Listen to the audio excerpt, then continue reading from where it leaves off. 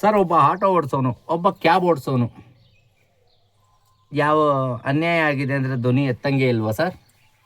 ಯಾವನ್ ಬೇಕಾದ್ರೂ ಭಿಕ್ಷೆ ಬೇಡೋನು ಸಮೇತ ಧ್ವನಿ ಎತ್ಬೋದು ಸರ್, ನೀವು ಮಾಡ್ತಾ ಇರೋ ಕಚಡ ಕೆಲಸಕ್ಕೆ. ಸರ್ ದಯವಿಟ್ಟು ಸರ್ ಒಂದು ಮಾತು ಹೇಳ್ತಾ ಇದ್ದೀನಿ, ಸತ್ತೋಗಿರೋ ಬಾಡಿ ಇಟ್ಕೊಂಡು 5 ಲಕ್ಷ ರೂಪಾಯಿಗೆ ಡಿಮ್ಯಾಂಡ್ ಮಾಡ್ತಾರೆ ಅಂತ ಹೇಳಿದ್ರೆ ನೀವು ಹೆಂಗೆ ಸತ್ತೋದ್ರು, ಹೆಂಗೆ ಏನೇನಾಯಿತು ಪಿನ್ ಟು ಪಿನ್ ಮಾಹಿತಿ ನಾನು ನಿಮಗೆ ಕೊಡ್ತಾ ಹೋಗ್ತೀನಿ.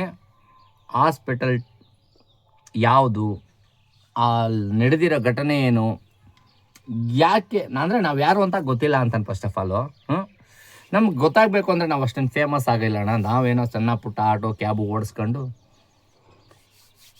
ಹೆಂಗೋ ಇದೀವಣ್ಣ, ಭಿಕ್ಷೆ ಬಿಡ್ತಿರ್ತೀವಣ್ಣ ಅಲ್ಲಿ ಇಲ್ಲಿ ರೋಡಲ್ಲಿ ದೇವಸ್ಥಾನದ ಹತ್ರ ಚಪ್ಪಲಿ ಗಿಪ್ಲಿ ಕಾಯ್ಕೊಂಡು ಭಿಕ್ಷೆ ಬಿಡ್ಕೊಂಡಿರ್ತೀವಿ. ಏನೋ ನಮ್ಮ ಮನೆ ಬರ ನಾವು ಮಾಡ್ತೀವಣ್ಣ.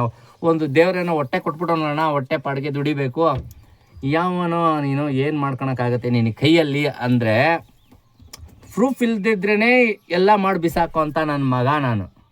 ಇನ್ನು ಪ್ರೂಫ್ ಇದ್ದರೆ ಬಿಡ್ತೀವಾ, ಆಟಾಡ್ಸ್ಬಿಡ್ತೀವಿ ಅಣ್ಣ. ನೀನು ಯಾವನ ಹತ್ರ ಎಷ್ಟೆಷ್ಟು ದುಡ್ಡು ಕಿತ್ತಿದ್ಯೋ ನನಗೆ ಗೊತ್ತಿಲ್ಲ ಅಣ್ಣ.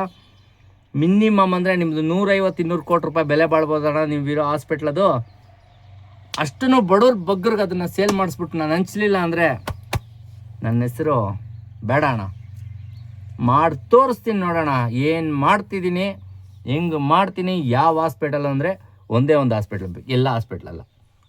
ಫಸ್ಟ್ ಆಫ್ ಆಲ್ ಅರ್ಥ ಮಾಡ್ಕೊಳ್ಳಿ, ಒಂದೇ ಒಂದು ಹಾಸ್ಪಿಟ್ಲು ದುಡ್ಡು ಮಾಡಿಕೊಂಡು ಸತ್ತೋಗಿರೋ ಬಾಡಿನ ಇಟ್ಕೊಂಡು 5 ಲಕ್ಷ ರೂಪಾಯಿ ಕೊಡಲೇಬೇಕು ಅಂತೇಳಿ ಡಿಮ್ಯಾಂಡ್ ಮಾಡ್ತಾರೆ. ಯಾವ್ಯಾವ ರೀತಿ ಮೋಸ ಮಾಡಿದ್ದಾರೆ ಅಂತ ಸದ್ಯದಲ್ಲೇ ವಿಡಿಯೋ ಬರ್ತಾ ಇರುತ್ತೆ, ನೋಡ್ಕೊಳ್ಳಿ.